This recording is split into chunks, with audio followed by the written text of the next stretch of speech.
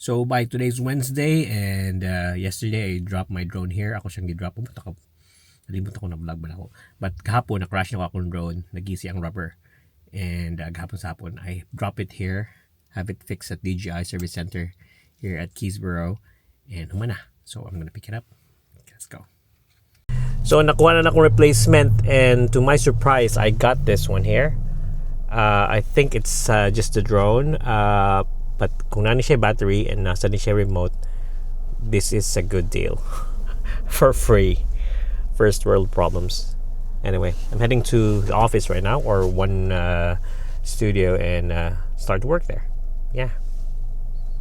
So nagpalag ko paniud to diya sa Flying Chef kanang Jasmine Thai. Nya na chiko. Nya kadang wala mo ko nag-pay attention doon sa akong office. The thing is iyang gi-pack up. Akong plano mukaon ko dito. But gi-pack up niya. So muna siya mukaon na lang.